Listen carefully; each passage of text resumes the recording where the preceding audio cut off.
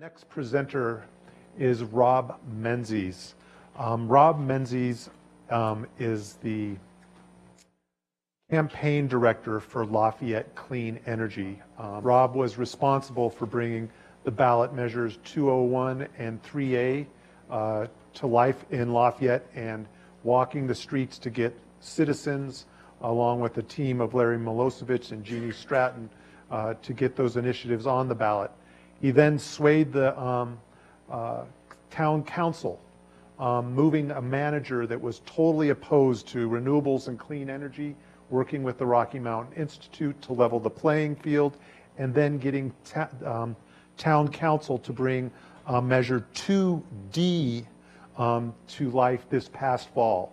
Unfortunately, of the 4 tax measures on the ballot this past fall, 2D failed, not because of a lack of effort. Robb is an amazing campaigner, the most persistent individual I've ever met, and his belief and faith in renewables and getting a community engaged in making the transition. And he's made great strides in getting town council, a group called LESAC, the Energy Commission, working together to see a different future in Lafayette. I give you Robb Menzies. To be here today. So I'm going to give you a brief background of where we were, where we are, and the idea that we've created, which is basically the idea of a clean energy utility. So creating a revenue stream for cities and municipalities and REAs from megawatts in basic terms. So the path we've been on has been very circuitous. As Bob mentioned, we initially started our approach by creating a citizens initiative to convert clean energy, our existing XL tax, to a clean energy tax. And I'll go through a little bit of the history of that in a second. The city was opposed to that because we were going to take their general revenue funds and dedicate them to clean energy. So as a result of a tie vote on the XL bill passed, so we couldn't convert our tax, we got to go to the ELAB Accelerator and learned a lot about how we can do a lot of renewable energy without a lot of tax money. And that's actually a part of my challenge. So when we went to ELAB, this was a slide that I basically stole from the North Carolina team. There were 14 teams sent there. And the tagline on the ELAB Accelerator, which is Rocky Mountain Institute gathering, was innovation at distribution's edge. So the idea was that any place where we can change the model out at the edge of the distribution system, that's the teams that were selected. So the idea is that right now we're at a kind of a turning point where even with the inexpensive or with the artificially low prices of fossil fuels, renewable energy and energy efficiency are starting to compete on an even basis with the existing prices of fuel. We still need some incentives to get people to take action. And what we've tried to do is, using these different motivating factors, come up with an idea where we can create these incentives to get people to actually take the action that they want to take. So the idea here is what's been proven by the wonderful program that we have here in Boulder County, Energy Smart, is that incentives and energy checkups, free energy checkups, motivate people to take the action that they already want to take.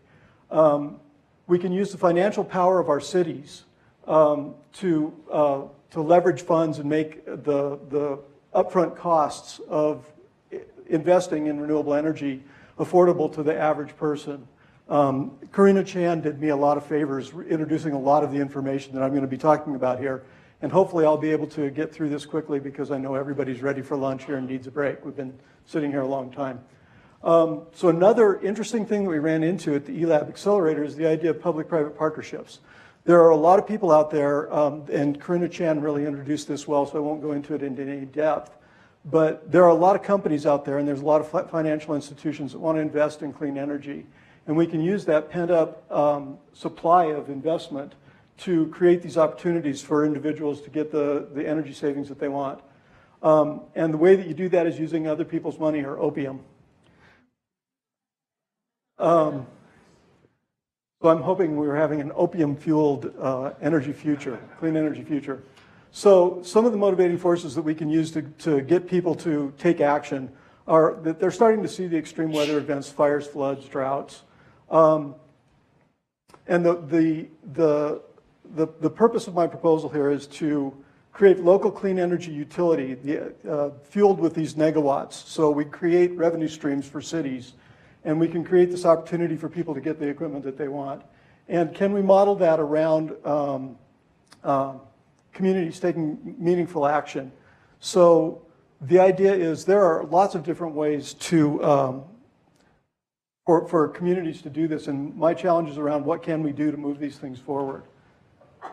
So the citizens of Lafayette proved that they want clean air, clean water, clean energy. In 2009, they adopted a 20% by 2020 goal for greenhouse gases. The good news is that we've bent the curve flat. The bad news is, like many other communities around the country, all we've done is bent the curve flat. We're really not approaching a 20% by 2020, and I think everybody in this room would agree that 20% by 2020 is probably not an ambitious enough goal. In 2013, Lafayette passed an anti-fracking initiative that was relatively controversial.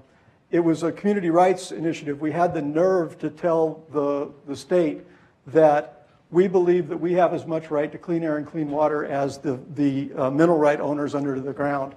So our community is poised and ready and has proven that they want clean air and clean water. We also created an initiative to convert our XL franchise fee to a clean energy tax. The good news is that we passed that by a small margin. The bad news is that we passed our 20-year XL franchise.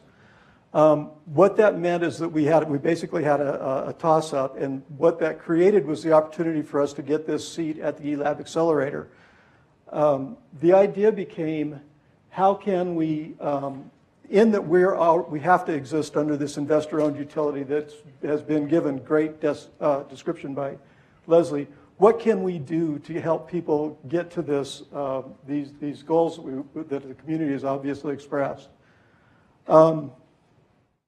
So this year, after the eLab Accelerator, one of the wonderful things about the eLab Accelerator is that they asked us to put competing sides of the issue at the table. So I recruited the city manager, who was opposed to our initiative, again, as I said before, because he was opposed to it because we wanted to take general funds and dedicate it to clean energy. So we went to the eLab Accelerator and we found all these wonderful opportunities that I'll describe later. He came back a big believer. So we created, where there was animosity and difference before, we created partners in the process. We had planned, thank you. We had planned to put the plan at the eLab was to put a new initiative on the ballot in 2015. But the city administrator came back so excited, and we did have a city council member also and a member from the Lafayette Energy Advisory Committee in our team. The city administrator came back so excited that he convinced the city council to put the ballot initiative on the ballot this fall. The bad news is that we put a new 2% tax on and it failed. That's one of the reasons that I can be very humble today. If it would have passed, I'd have been completely full of myself and it would have been a different project today. But humility is probably a good thing, and we keep getting these benefits that I didn't expect. So now that we don't have that 2% tax, our group is reforming and trying to figure out what can we do without that 2% tax. And there's actually some pretty exciting things that we can do. I think the most important way to get this going right now is that we have an economy, as I said before, where right now we're at almost a break-even point. Business owners are at the point where they can see a 5-year, 7-year, 8-year payback, and it's out at the edge of their ability to justify investing that money. So these little incentives, free energy advising, small incentives to get economizers on their buildings, small incentives to get them to decide to put LED lighting in their buildings, make these differences, and it tips them over to taking action on what they want to do. Proof of the pent-up demand for renewables is that whenever XL offers a number of photovoltaic systems, it sells out in a matter of days. There's also pent-up supply on the investment side. There are investors out there that want to invest in clean energy. There are vendors, and Karina Chan did a better job of describing this process than I possibly could have. But that's one of the resources that we have out there to bring together. So with the combination of, one of the reasons that our city administrator got so excited about this opportunity is that we're already using on-bill financing for our recycling process. So basically, the recycling company gives the city one bill, and the city bills everybody in the city for the amount of money that needs to be collected to do a recycling program. What we want to do is leverage that same process to get people LED lighting packages, efficient appliances, weatherize their houses, get solar thermal. And one of the reasons that I stop at the edge of solar photovoltaics is that one of the ways that we've designed this process is to be completely behind the meter. So we don't have to get permission from Xcel to do solar thermal, to do geothermal, to do LED lighting, at least not at this point. Leslie could probably tell you more about one of the things that Xcel put in their rate case recently was the ability to charge people extra if they want to use Xcel's energy more efficiently. I'm ready to have that fight. I want to have that fight. I want to create enough energy efficiency that Xcel is going to be more and more adamant about that, and I think we can win that battle. So one of the things that we use to sell this to the local citizens is that doing these local energy projects keeps our money local. There's no way to outsource or to offshore insulation in your attic or an LED lighting installation. So what we want to do is define this big, hairy, audacious goal. That's a term or BHAG, that's a term that we learned at the eLab Accelerator. It's an RMI brand. So what I want to do is rebrand and repackage this idea of creating an energy efficiency utility. So the energy that we save is what fuels this process. It creates the revenue stream for the city. It allows people to get good discount prices on bulk purchases of high efficiency furnaces, of LED light bulbs, of all the equipment that we've talked about here. And make it a replicable model so that we can propel climate action. So I'm going to flash through this really fast. There isn't really time for me to go through it. The idea here is that on the left-hand side is a business as usual scenario, and this came from the Fort Collins report that Karina Chan referred to earlier. On the bottom is the capacity, so how many megawatts of power generation capacity do you need? And in the top is how much energy is generated, so gigawatt hours. These two pieces right here are the business as usual coal and natural gas. The plan for Fort Collins to get to net zero by 2020 or to 80% by 2030 is to ramp down the coal and natural gas and to ramp up renewable energy.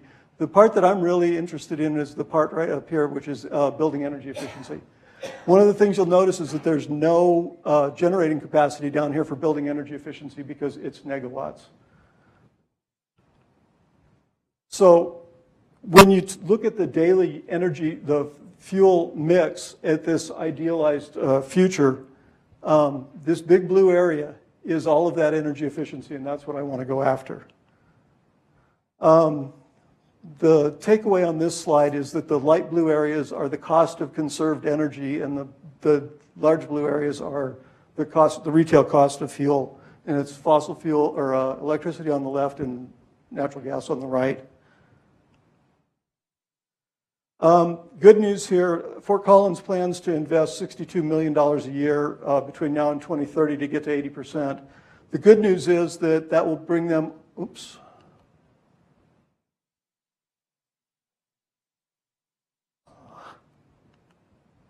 There we go. The good news is that that's going to net them $260 million in net present value in 2030, and by 2050 it'll be more like $2 billion in net present value.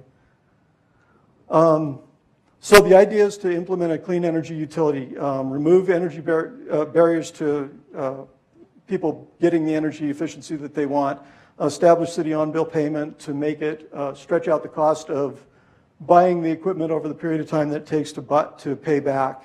Leverage existing programs like the wonderful Energy Smart in Boulder and federal, state, and local initiatives. And then create partnerships with vendors and with finance companies to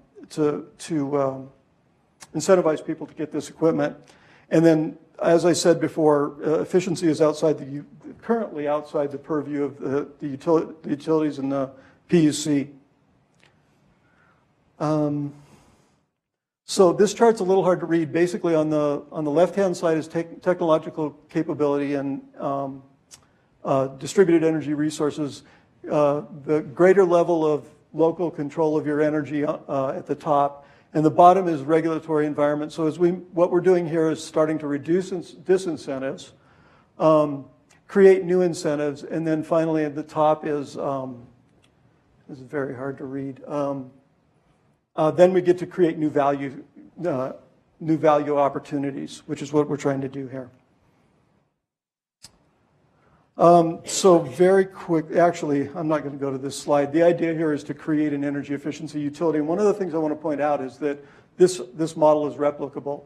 I want to give you the idea that you can go out and do this in your town, in your existing set of circumstances. We sent a message to Xcel that we're not happy with the way that they're fueling our buildings.